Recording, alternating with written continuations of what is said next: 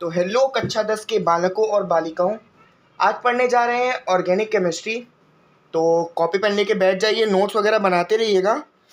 देखते हैं organic chemistry. Organic chemistry क्या होती है? Organic chemistry is the study of carbon compounds. Carbon के जो भी कंपाउंड्स होते हैं उसकी स्टडी जो करते हैं हम लोग, उसे ऑर्गेनिक केमिस्ट्री बोला जाता है। देखिए, कार्बन जो है वो हम लोगों का काफ़ी ज़्यादा कॉम्प्लेक्स कंपाउंड है। ये डिफरेंट टाइप की प्रॉपर्टीज शो करता है बाकी सारे एलिमेंट्स से। तो इसलिए कार्बन की हम लोगों ने अलग से केमिस्ट्री बना दी गई है, क्योंकि कार्बन डिफरेंट टाइप की प्रॉपर्टी शो करता है और कार्बन काफ़ी ज़्यादा कॉम्प्लिकेटेड हो गया था।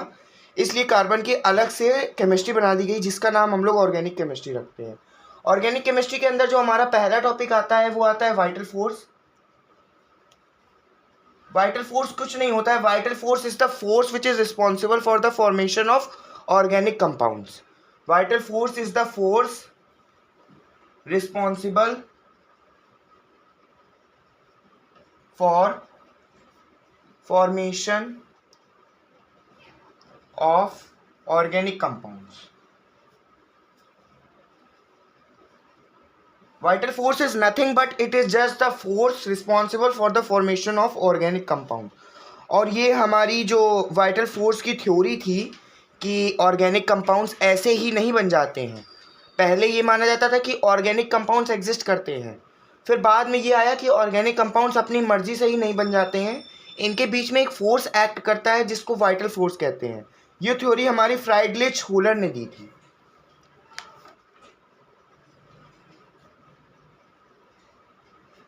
फ्राइडरिच हुलर ने दी थी ये वाली theory.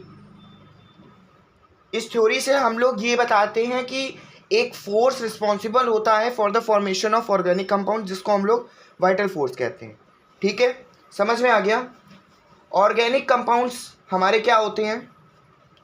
Organic compounds are the compounds which contain carbon in it. तो ऑर्गेनिक कंपाउंड्स वो कंपाउंड्स होते हैं जिनके अंदर कार्बन प्रेजेंट हो।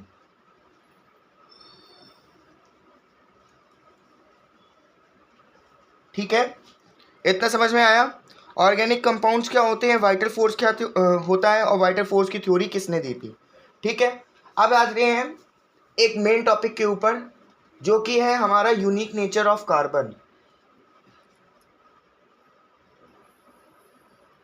Unique nature of carbon. Lecture के स्टार्टिंग में मैंने आपको बताया था कि जो कार्बन होता है वो बहुत ही ज़्यादा डिफरेंट टाइप की प्रॉपर्टीज शो करता है, जिसकी वजह से कार्बन की अलग से केमिस्ट्री बनाई गई है। तो जो हमारा फर्स्ट यूनिक नेचर है, जो हमारा कार्बन एटम शो करता है, वो है टेट्रावेलेंसी। टेट्रावेलेंसी यानी कि कार्बन की हम लोगों की 4 वैलेंसी होती है। एक कार्बन ऐसा कंपाउंड होता है जिसकी जिसकी 4 वैलेंसी होती है। चारों साइड से वो किसी ना किसी से वो होता है, अटैच्ड होता है। बॉन्ड फॉर्मेशन मतलब कार्बन जो होता है वो आपके 4 जगह से करता है। ठीक है, इसलिए टेट्रावेलेंसी यानी कि कार्बन की 4 वैलेंसी होती है। वैलेंसी कार्बन की कितनी है? 4 है। ठीक है, इसका ये एक यूनिक नेचर है। दूसरा, कैटेनेशन। ये काफ़ी ज़्यादा इंपॉर्टेंट है, काफ़ी बार पूछा भी गया है बोर्ड्स में। तो कैटेनेशन का मतलब सिंपल सा ये है कि जो सेल्फ लिंकिंग प्रॉपर्टी होती है, सेल्फ लिंकिंग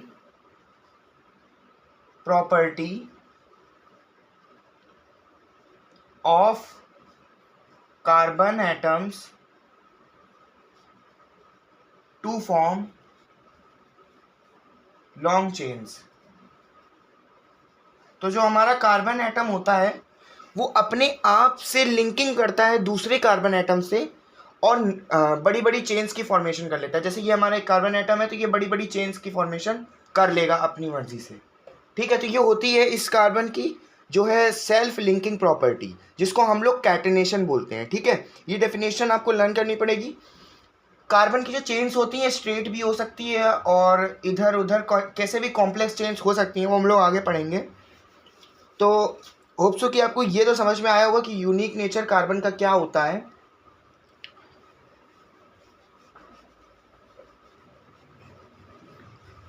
अब देखते हैं ऑर्गेनिक कंपाउंड्स के टाइप्स ऑफ ऑर्गेनिक कंपाउंड्स।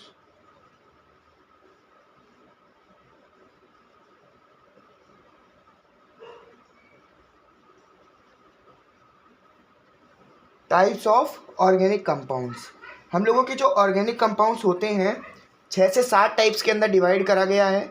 अभी आप ऐसे ओवरऑल ऊपर से रिव्यू ले लीजिए कि कौन कौन से होते हैं, बाकी जब मैं उन्हें डीपली पढ़ाऊंगा तब आपको अच्छे से समझ में आ जाएगा कौन कौन से होते हैं। टाइप्स ऑफ ऑर्गेनिक कंपाउंड्स हमारे हाइड्रोकार्बन्स होते हैं जिसके अंदर हाइड्रोजन और कार्बन प्रेजेंट होता है, और एल्कोहल्स होते हैं जिसके अंदर OH ग्रुप प्रेजेंट होता है, एल्डिहाइड्स होते हैं जिसके अंदर CHO ग्रुप प्रेजेंट होता है, कीटोन्स होते हैं जिनके अंदर COOH ग्रुप प्रेजेंट होता है जैसे कि हमारा एसिटिक एसिड, ईथर होता है जिसके अंदर COC ग्रुप प्रेजेंट होता है, C single bond O single bond C, COC group present होता है, वो हमारे होते हैं ईथर, और हैलाइड्स जिनमें हैलोजेंस ऐड होते हैं। हैलोजेंस कौन सा ग्रुप होता है? 17th ग्रुप, ठीक है। तो जिनमें हैलोजेंस ऐड होते हैं, हैलोजन 17 ग्रुप होता है, जिनमें कि जैसे कि आता है क्लोरीन, ब्रोमीन, आयोडीन, फ्लोरीन, तो ये सब होते हैं हमारे हैलोजेंस। ये जब ऐड होते हैं तो वो हो जाता है हमारा हैलाइड ग्रुप, ठीक है। ये होते हैं टाइप्स ऑफ ऑर्गेनिक कंपाउंड। ये इतनी थी हमारी ऑर्गेनिक केमिस्ट्री, ठीक है। अब देखिए ऑर्गेनिक केमिस्ट्री के अंदर एक बड़ा सा वास्ट सा पार्ट आता है जिसको हम लोग हाइड्रोकार्बन्स बोलते हैं। तो ऑर्गेनिक केमिस्ट्री का मेन आपने जो रिव्यू था वो ले लिया है। अब देखते हैं हाइड्रोकार्बन्स क्या होते हैं। हाइड्रोकार्बन्स, देखिए नाम से ही समझ में आ रहा है, हाइड्रोकार्बन्स मतलब जिनके अंदर हाइड्रोजन प्रेजेंट हो, हाइड्रोजन प्रेजेंट हो और कार्बन प्रेजेंट हो, वो हो गए हमारे हाइड्रोकार्बन्स। जिनके अंदर हाइड्रोजन और कार्बन प्रेजेंट हो वो हुए हमारे हाइड्रोकार्बन्स। हाइड्रोकार्बन्स आपके सिलेबस में 3 दिए गए हैं, एल्केन्स,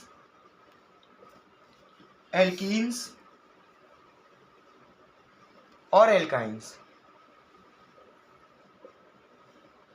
एल्काइंस दिए गए हैं। एल्केन्स जो हमारे होते हैं सिंगल बॉन्डेड होते हैं। अभी जितना बता रहा हूँ सिर्फ उतना दिखेगा, बाकी जब आप बाद में स्ट्रक्चर्स देखेंगे तब समझ में आ जाएगा कि कैसे क्या बॉन्ड फॉर्मेशन होता है। एल्केन्स हमारे सिंगल बॉन्डेड होते हैं, एल्कीन्स के अंदर होता है डबल बॉन्ड, और एल्काइंस के अंदर होता है ट्रिपल बॉन्ड। एल्केन्स हमारे सब्सटीट्यूशन रिएक्शन अंडरगो करते हैं। ये आपको लर्न करना पड़ेगा कि एल्केन्स हमारे सब्सटीट्यूशन रिएक्शन अंडरगो करते हैं।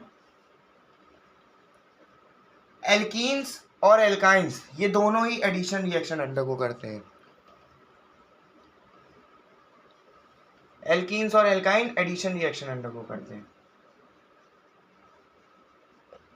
एल्केन्स सैचुरेटेड हाइड्रोकार्बन है, सैचुरेटेड हाइड्रोकार्बन है, और एल्कीन्स अनसैचुरेटेड है, एल्काइंस भी अनसैचुरेटेड है। इतना डेटा नोट कर लीजिए, बहुत इंपॉर्टेंट है। एल्केन्स हमारे सिंगल बॉन्डेड होते हैं, एल्कीन्स डबल बॉन्डेड होते हैं, एल्काइंस ट्रिपल बॉन्डेड होते हैं। एल्केन्स हमारे सिर्फ सब्सटीट्यूशन रिएक्शन अंडरगो करते हैं, जहां पर एल्कीन्स और एल्काइंस एडिशन रिएक्शन अंडरगो करते हैं। सैचुरेटेड हाइड्रोकार्बन हमारा सिर्फ और सिर्फ एल्केन्स है, और अनसैचुरेटेड है हमारा एल्कीन्स और एल्काइंस, ठीक है। जनरल फॉर्मूला देख लीजिए, एल्केन्स का होता है CnH2n +2, एल्कीन्स का होता है CnH2n, एल्काइंस का होता है CnH2n-2, ठीक है। ये हो गया इन तीनों का जनरल फॉर्मूला। इतनी इन्फॉर्मेशन आपको बहुत अच्छे से लर्न होनी चाहिए क्योंकि ये बहुत ही ज़्यादा इंपॉर्टेंट है, ठीक है। देख लिए हाइड्रोकार्बन्स में एल्केन्स, एल्कीन्स और एल्काइंस कौन कौन से होते हैं, ठीक है, और इनका जनरल फॉर्मूला, कौन कौन सी रिएक्शन अंडरगो करता है, और कौन से अनसैचुरेटेड होते हैं, कौन से सैचुरेटेड होते हैं। कंपाउंड्स के बारे में आपको समझ में आ गया। अब देखते हैं होमोलोगस सीरीज क्या होती है। होमोलोगस सीरीज क्या होती है? इसमें क्या होता है, कार्बन कंपाउंड्स की कंटिन्यूसली रिपीटेशन होता है। कार्बन कंपाउंड्स इंक्रीज करते हैं, हाइड्रोजन इंक्रीज करता है, और जो हमारी होमोलोगस सीरीज होती है जनरल फॉर्मूला के हिसाब से होती है, ठीक है। होमोलोगस सीरीज देखते हैं। एल्केन्स की होमोलोगस सीरीज देख लीजिए। एल्केन्स का जनरल फॉर्मूला होता है CnH2n+2। ठीक है, तो जब हम लोगों का कार्बन n की वैल्यू हम लोग 1 रखेंगे तो कार्बन 1 हो जाएगा, H2n यानी कि 2 1 2, CH2+2 यानी कि CH4, ये हमारा हो जाएगा मेथेन। ठीक है, उसके बाद जब n की वैल्यू 2 रखेंगे तो C2 और H2 2 4 5 6 है ना, C2H6 ये हो जाएगा हमारा एथेन। उसके बाद जब n को 3 रखेंगे तो C3H8 ये हो जाएगा हमारा प्रोपेन। उसके बाद ब्यूटेन, उसके बाद पेंटेन, हेक्सेन, हेप्टेन। तो यहाँ पर आपको ये नोटिस हो रहा होगा कि जो CH2 पहला जो होमोलोगस सीरीज का फर्स्ट कंपाउंड है और सेकंड कंपाउंड है और थर्ड कंपाउंड है, फोर्थ कंपाउंड है, इन सबके बीच में CH2 का डिफरेंस आ रहा है। तो एल्केन्स की सीरीज ले लो, चाहे एल्कीन्स की सीरीज ले लो, चाहे एल्काइंस की सीरीज ले लो, तीनों में जैसे जैसे हम लोग आगे बढ़ते जाएंगे होमोलोगस सीरीज में CH2 का डिफरेंस आता जाएगा सारे कंपाउंड्स के अंदर। और ये आपको सीरीज लर्न होनी चाहिए, methane, ethane, propane, butane, pentane, hexane, heptane. Alkanes था तो यहाँ पर सिंगल बॉन्ड है और एन बोला जाता है सिंगल बॉन्ड को। ठीक है, सिंगल बॉन्ड को एन बोला जाता है। Methane, ethane, propane, butane, pentane, hexane, heptane, जितने कार्बन एटम्स होंगे उतने ही ये उसी हिसाब से होमोलोगस सीरीज है। जैसे कि मेथेन में 1 कार्बन एटम है, एथेन में 2 है, प्रोपेन में 3 है, ब्यूटेन में 4 होंगे, पेंटेन में 5 होंगे, हेक्सेन में 6, हेप्टेन में 7, और ऐसे ही करके सो ऑन, ऑक्टेन में 8, नोनेन में 9 और डेकेन में 10, ऐसे करके बढ़ते रहते हैं। ठीक है, अभी आपके सिलेबस में 7 से ऊपर नहीं आएंगे, 7 तक का स्ट्रक्चर ड्रॉ करने को आएगा, तो आपको 7 तक का याद होनी चाहिए। Methane, ethane, propane, butane, pentane, hexane, heptane. Meth, eth, prop, but, pent, hex, hep. Meth, eth, prop, but, pent, hex, hep, ऐसे लर्न कर लीजिएगा। और जिस हिसाब से कार्बन एटम्स बढ़ते जाएंगे उसी हिसाब से ये होमोलोगस सीरीज आपकी इंक्रीज करती जाएगी। एल्केन्स के अंदर सिंगल बॉन्ड होता है तो यहाँ पर एन होगा। ठीक है, पीछे जो आपका प्रीफिक्स ऐड होगा वो एन ऐड होगा। ठीक है, क्या ऐड होगा, एन ऐड होगा। वहीं एल्कीन्स में ईन ऐड होगा, एल्काइंस में आइन ऐड होगा। ठीक है, अब देखते हैं एल्कीन्स, जिसका फॉर्मूला होता है CnH2n, डबल बॉन्ड, ईन यूज करते हैं।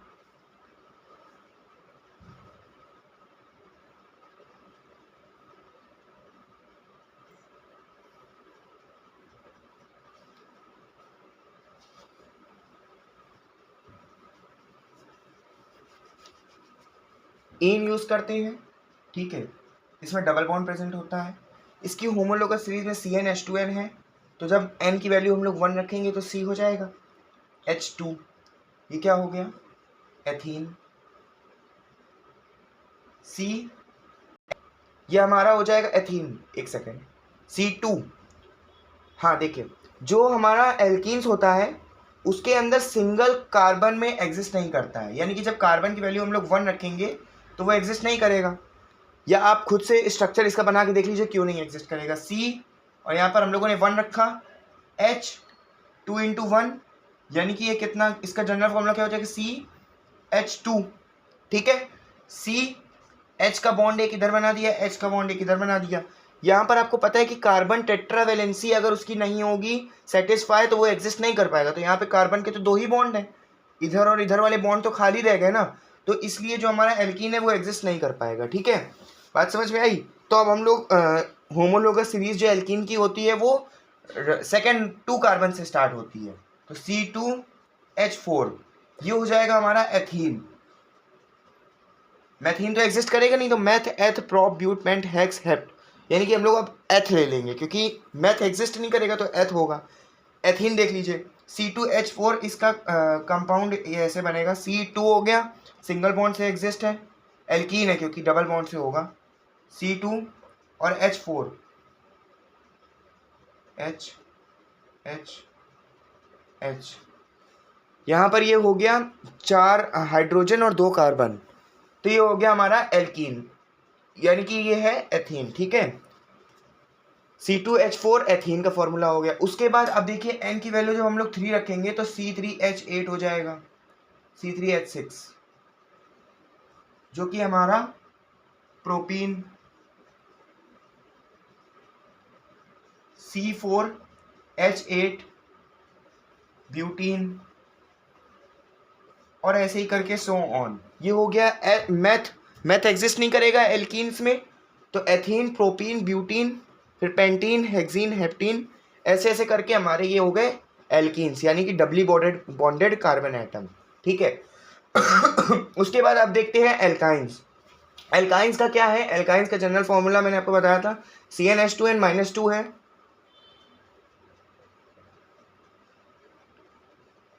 CnH2n-2 है एल्काइंस का जनरल फॉर्मूला। इसकी कैसे सीरीज स्टार्ट होगी? इसमें भी हमारा जो है one single carbon atom exist नहीं करेगा। क्यों नहीं करेगा वो भी देख लेते हैं। C1H2n-2 यानी कि 2 1 2 -2 CH0, कार्बन एक आ गया, H एक भी नहीं है तो कैसे एग्जिस्ट करेगा कार्बन? जब उसमें 4 वैलेंसी रिक्वायरमेंट है और 4 वैलेंसी हो नहीं रही है तो एग्जिस्ट नहीं कर पाएगा, जाहिर सी बात है। इसलिए एल्काइंस का जो फर्स्ट स्टार्टिंग होमोलोगस सीरीज की होती है वो 2 से करते हैं। तो C2H2 हो जाएगा हमारा पहला कंपाउंड एल्काइंस का। इसका नाम क्या होगा? इथाइन। इसका नाम होगा इथाइन। फिर C3H4 ये हो जाएगा propyne. C4H6 butyne and so on, meth, eth, prop, but, pent, hex, hept. और उसके बाद सो रिक्वायर्ड हमारा जो भी है सिंगल, डबल, ट्रिपल बॉन्ड, वो उस हिसाब से हम लोग उसके आगे प्रीफिक्स लगा देंगे। सिंगल बॉन्ड के लिए एन, सिंगल बॉन्ड के लिए एन, डबल बॉन्ड के लिए इन, और ट्रिपल बॉन्ड के लिए आइन, ठीक है। तो जो भी हमारा रिक्वायरमेंट होगी उस हिसाब से हम लोग वहाँ पर प्रीफिक्स लगा देंगे। तो ये हो गया हमारा एल्केन एल्कीन एल्काइंस की होमोलोगस सीरीज। अब देखते हैं आइसोमेरिज्म। कार्बन कंपाउंड्स का एक और नेचर होता है नया, जो कि मतलब मैंने आपको टेट्रावेलेंसी और कैटेनेशन बताया था। तीसरा नेचर होता है आइसोमेरिज्म। तो कार्बन के जो कंपाउंड्स होते हैं वो हमारे आइसोमेरिज्म शो करते हैं। ये स्टार्टिंग में इसलिए नहीं बताया था क्योंकि अगर आपको स्ट्रक्चर बनाना नहीं आएगा तो आइसोमेरिज्म समझ में नहीं आएगा। देखिए क्या होता है isomers. Isomers are the compounds, isomers हमारे वो कंपाउंड्स होते हैं which have same molecular formula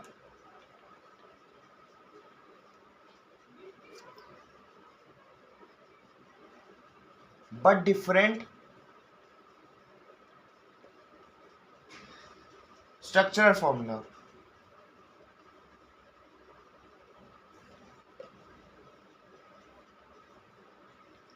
same molecular formula होता है लेकिन डिफरेंट स्ट्रक्चर फॉर्मूला होता है। वो कैसे, मैं आपको अभी दिखाता हूँ। ये ले लिया हम लोगों ने ब्यूटेन, ब्यूटेन ले लिया। ब्यूटेन में कितने कार्बन एटम्स होंगे? मेथ, एथ, प्रोप, ब्यूट, यानी कि 4 कार्बन एटम होंगे। और एन है तो एन क्या स्टैंड करता है? Single bond. तो यहाँ पर कार्बन कार्बन के बीच में सिंगल बॉन्ड होगा और 4 कार्बन एटम होंगे। उसके बाद वैलेंसी सेटिस्फाई कर दीजिए। इसको आइसोमेरिज्म की डेफिनेशन समझ में आ गई। Same carbon, same molecular formula but different structure formula. Butane के देखिए 4 कार्बन हो गए, ये एच इसके बैलेंस कर लीजिए।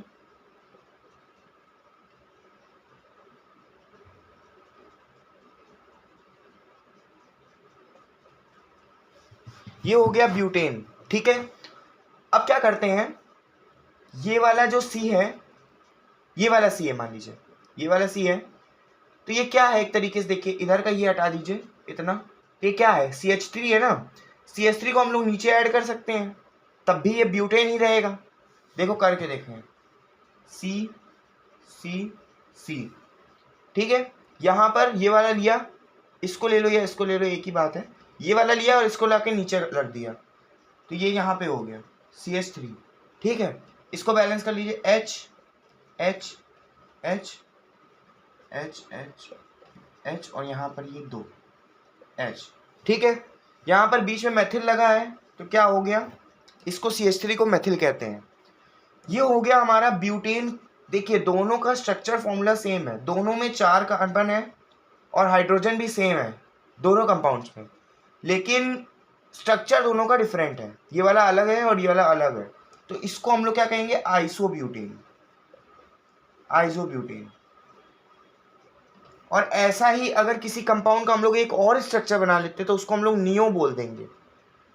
अगर एक कंपाउंड का एक स्ट्रक्चर बना डिफरेंट, मॉलिक्यूलर फॉर्मूला सेम रहेगा लेकिन स्ट्रक्चर फॉर्मूला अगर आपने एक डिफरेंट बना लिया तो वो हो जाएगा आइसो, क्योंकि आइसोमेरिज्म है। और अगर 2 बना लिए तो जो दूसरा वाला स्ट्रक्चर आप बनाएंगे वो हो जाएगा नियो। तो ये हो गए आपके स्ट्रक्चर्स यानी कि आइसोमेरिज्म। आइसोमेरिज्म की डेफिनेशन समझ में आ गई होगी, the molecules which have same structure formula but different, same molecular formula but different structure formula, तो वो हो गए हमारे आइसोमर्स। और ये जो फिनोमेना होता है उसको कहते हैं हम लोग आइसोमेरिज्म। तो ये हो गया, हमने आपको ऑर्गेनिक केमिस्ट्री के बेसिक्स बता दिए। अब इसके बाद पढ़ेंगे नॉमेनक्लेचर, जो कि आपका आएगा अगले पार्ट में। होप सो कि आपने इसके नोट्स बना लिए होंगे ऑर्गेनिक केमिस्ट्री के फर्स्ट पार्ट के। सेकंड पार्ट में ये लेक्चर सिर्फ ये वीडियो ऑर्गेनिक केमिस्ट्री का सिर्फ दो ही पार्ट्स में डिवाइडेड है। फर्स्ट वाले पार्ट में मैंने आपको ऑर्गेनिक केमिस्ट्री के बेसिक्स बता दिए, सेकंड पार्ट में नॉमेनक्लेचर और जो बचा वाला फंक्शनल ग्रुप वगैरह है, एल्डिहाइड कीटोन्स, वो आपको बताऊंगा। तो पढ़ते रहिएगा, नोट्स बना लिए होंगे। Thank you.